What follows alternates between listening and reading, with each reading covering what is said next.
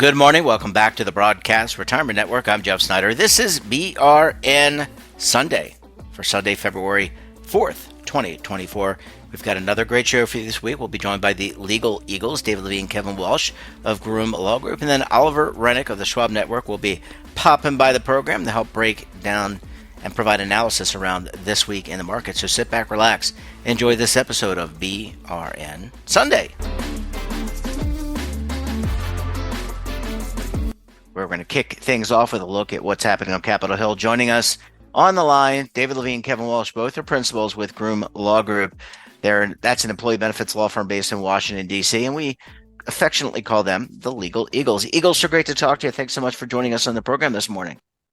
Jeff, thanks for having us on. And, with Groundhog Day having just occurred, we hope that winter is wrapping up for everybody, whether you're out in California with lots of rain or in the Northeast where we got a little bit of snow and maybe you could get a little bit more in the next couple of weeks. Well, here to that. I love an early spring. David, we're gonna talk about portability, auto portability. Department of Labor released some new regulations, but before we get into that, could you just define for our audience what auto portability is?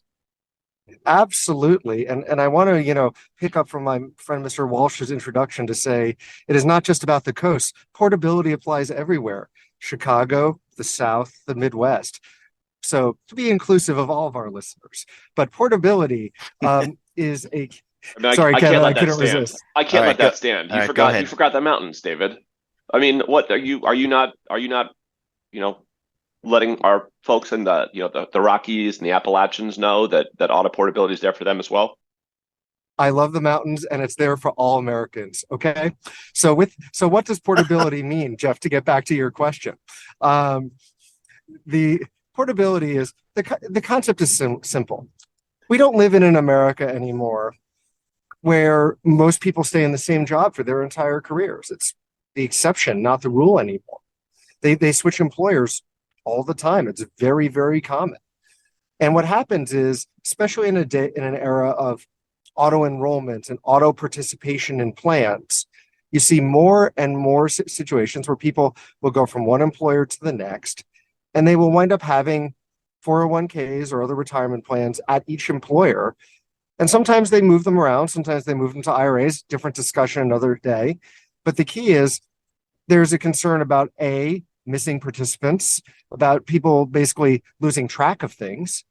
B, there's also just people being able to understand their financial picture. And C, it just causes potential confusion in some cases if people have lots of small IRAs all over.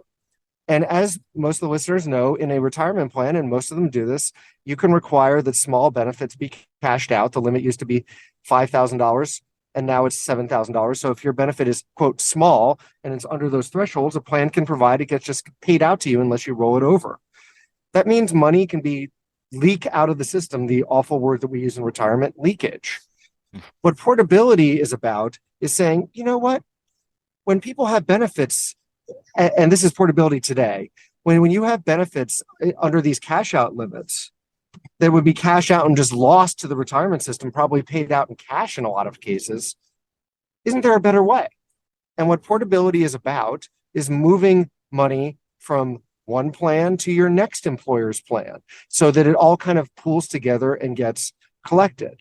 So why are we going down that discussion? Because several years ago, a company named Retirement Clearinghouse got an exemption from the Department of Labor that allowed for portability of accounts from one plan through Retirement Clearinghouse and IRAs to another plan. And that was groundbreaking. Now, Congress, in its recent secure legislation, has effectively changed the world to make it so there's sort of a framework for portability, not just the exemption. And the Department of Labor was asked to put out regulations and guidance on the secure provision. And they have.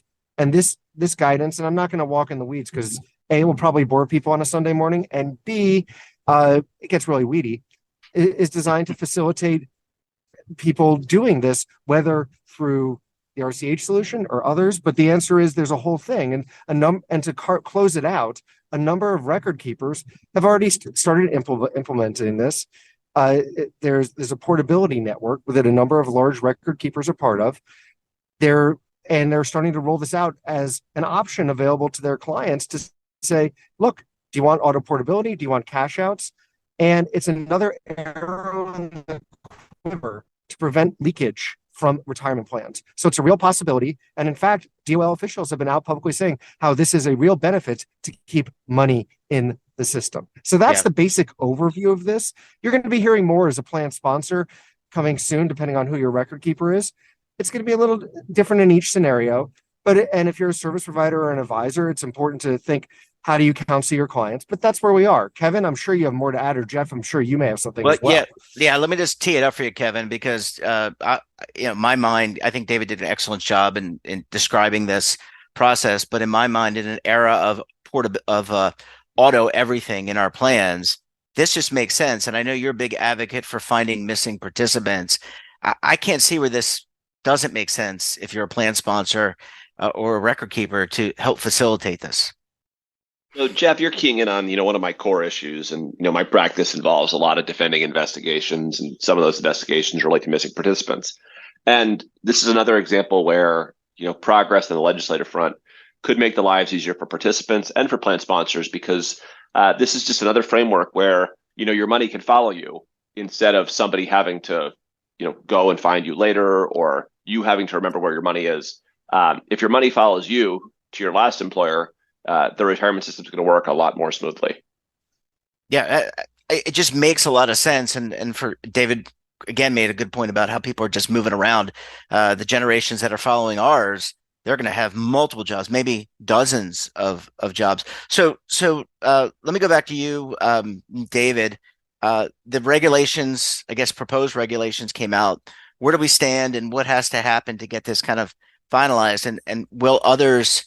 You talked about I'm going to call it a consortium of record keepers. Will others jump on the bandwagon now and potentially join that consortium, knowing that there's an apparatus in place?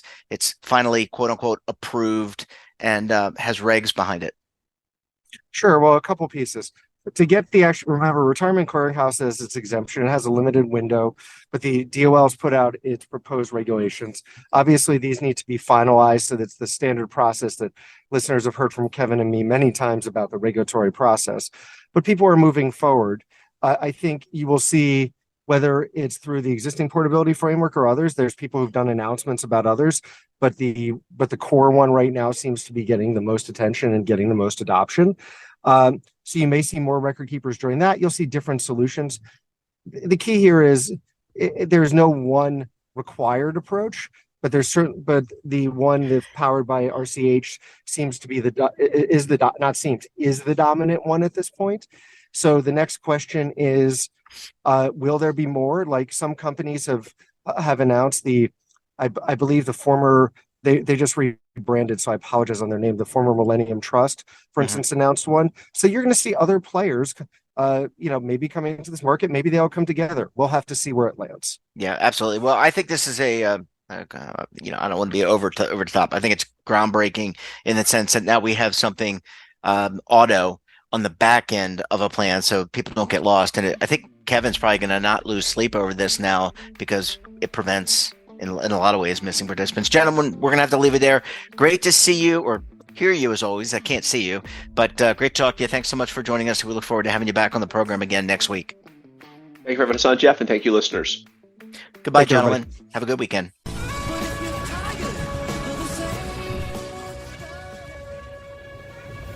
Imagine a new television network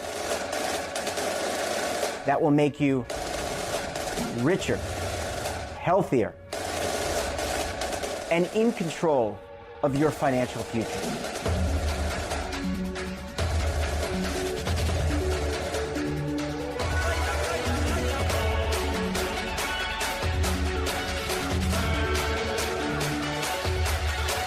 This network is for the policewoman in Nashville, Tennessee, the baker in Dubuque, Iowa, the teacher in Lexington, Kentucky.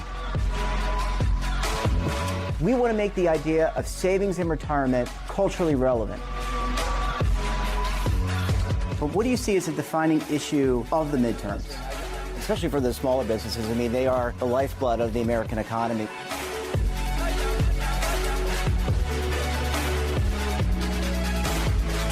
Featuring exclusive interviews, current affairs, and docuseries. 33 years old, you retired early. The philosophy is money only matters if it helps you live a life that you love. But you got to start thinking about retirement as soon as you get in. The Broadcast Retirement Network will drive very high engagement with premium partnerships. So this isn't retirement and savings for your parents or grandparents. This is for all Americans. And we're going to change the way you think about money.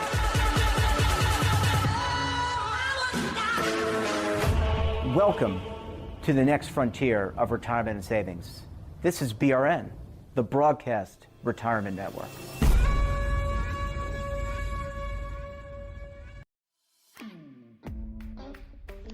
Welcome back. Now time to break down markets. It's been a very interesting week. Here to do it, he's the lead anchor for the Schwab Network, Oliver Rennick. Oliver, always great to have you pop by the program.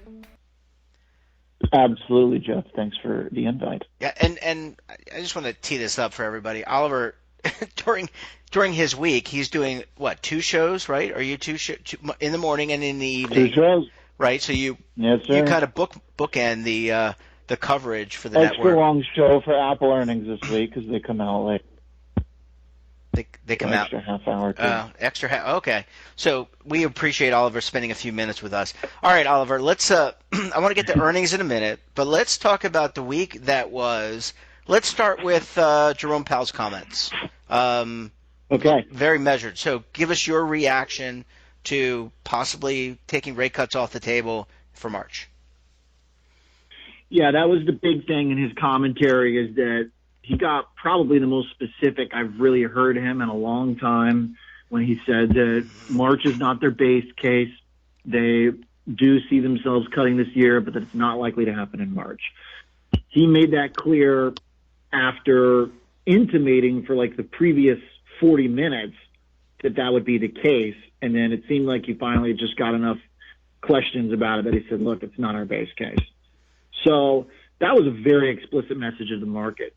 And the market at first had been ignoring his intimations. Bonds were rallying. The dollar was fairly soft.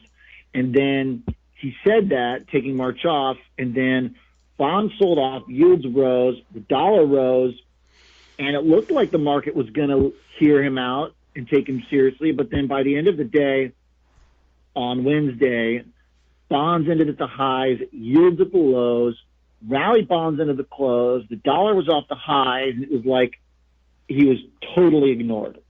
And that was probably one of the more surprising things in a week that was full of surprises. To some extent, the bond market has been so persistent in forcing that March timing that I guess maybe it shouldn't have been a big surprise that the market ignored his language, but I think it was because earlier in the week and that day, we had renewed concerns around regional banks with a pretty big miss and structural development at New York Community Bank, which is now a much bigger bank after acquiring assets that basically said they needed to set a lot more aside for potential risk and that they see problems in offices and commercial real estate. So that was kind of the surprise that really nobody had on their calendar for this week that seemed to be driving the bond market's insistence for a March cut. So you could have sort of justified the bond market move around Powell as saying, well, bonds don't believe him because they think there's going to be another regional bank crisis. That's one interpretation. The other interpretation is that the bond market's super convinced that the next 2 inflation prints will be low enough for Powell to cut in March, and that's certainly another reasonable explanation. But then Friday comes around with employment just a miracle type number, and now we ended the week with bonds selling basically everything back off almost. So bond market's a total mess right now, and probably would do better to just take Jerome Powell at face value than trying to keep reading in between the lines about the economy or jobs or banks, because all the data in employment is rock solid, and the other data that had been very weak for a long time, particularly in manufacturing, also surprised the upside this week. So the bond market was the messiest around Powell, but ended with a much lower chance of a March cut than it had at any point in the last few months. We're at about like 15% chance of that happening. So that's the first part of the week around Powell and bonds. All right, let's talk about earnings, because I think you intimated this in your initial points, is that this was a big week for earnings. In fact, you had to work a little bit later than you normally would. You had extended programming for the Apple earnings. So let's talk about those tech earnings, and besides the fact that they kept you out a little bit later than you'd like to be, you enjoy it, so it's not really. This is not work for you, but you get paid, but it's not really work in the sense that you enjoy it. But Oliver, let's talk about these tech earnings. How did the Magnificent Seven do during the week in terms of their earnings? Pretty magnificent. It was my framework coming into this week, as I wrote in our newsletter, that tech would trump the Fed this week, and generally speaking, it did. We'll see how we close out on Friday, but the massive rally in Meta, the big pop in Amazon, the stability in Microsoft, and the fact that even though Apple sold off, the numbers really weren't alarming in any way. It was just a really clean, impressive week for these companies. You have to remember that outside of NVIDIA, valuations have risen across the board, so the bar was not low here. Meta in particular shined because they've embarked on this year of efficiency that has been kind of the baseline comparable from which to measure everything in earnings season, which is how much have you cleaned up margins, how much have you improved profits, how much have you done right by shareholders. That's been the whole theme of earnings now for a couple quarters, and Meta really kicked it off a year ago or so, and the fruits of that labor paid off incredibly. It's the first major mega cap outside of Apple to issue a dividend, and its numbers were really impressive. Everything just continues to hit across the board. Amazon surprised on their operating margins. They've reduced a little bit of their expenses tied to the supply chain and logistics, and Microsoft is just a stable beast. And Apple is being dragged by China, but being supported by a very resilient consumer who bought more iPhones than expected. And Apple returned to growth for the top line for the first time in 5 quarters. So there wasn't really much to dislike in earnings. And so our indexes continue to skew towards big tech. And big tech's in a world of its own. And even though valuations have risen, when you're putting out earnings like this and improving your margins, a debate about whether or not the Fed's going to cut in March or May or June is not really relevant to those companies. But it is relevant for other areas of the market, best embodied by the Russell 2000 small caps, where there's a lot of debt and there's a lot of interest rate sensitive corporate activity. So the market remains divided, basically. Oliver, let's end with a conversation about the consumer. And consumer sentiment, I think, ticked up, but I wonder, just knowing what I know of credit card balances and debt, is it mixed? Is it, you can be bullish. Look, you can see the market just going out of control, with the exception of one trading day this week. I think when Powell made his statement that things were in the dumper, but the consumer has been very bullish, and it's ticked up significantly. How sustainable is this consumer spending? You mentioned the Apple iPhones that some people bought, the new 16. What is it? The iPhone 16. Something like that. Something like that. Yeah. I mean, how much different are they? But anyway, that's a whole different story. But how dependable is this consumer through Q1 through Q4 of 2024? Well, that's the power of the jobs report. That's why it underpinned everything, is because as long as people are getting paid and have jobs, they can stretch that credit card. I mean, it can keep rolling over. It can keep going. They can pay their student loans. They can get jobs, 9 million jobs in jolts. You know, as long as that doesn't break, then we're going to be okay. So, you know, there's just not any sign of that breaking.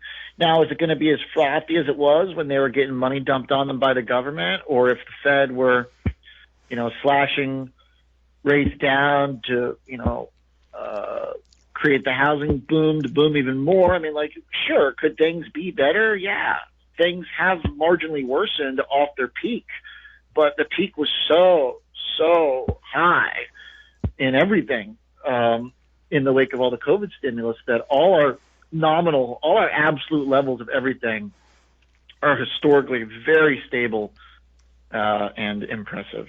I mean, unemployment basically speaks volumes still at 3.6, 3.7. So even though it's up off the lows, that still is a great number. Yeah. Well, it was an amazing week, no doubt about it. Market all-time highs. I guess we'll have to wait and see kind of how it all plugs in. Oliver Rennick, always great to talk to you. Enjoy the rest of your week, my friend, and we'll talk to you again next week. Thank you, Jeff. Bye-bye. And that wraps up this episode of BRN Sunday. Have a topic of interest, someone you think we should talk to, drop us a line. And don't forget, for all the latest curated news and lifestyle, wellness, finance, tech, so much more, and all in one place, check out today's edition of our daily newsletter, The Morning Pulse.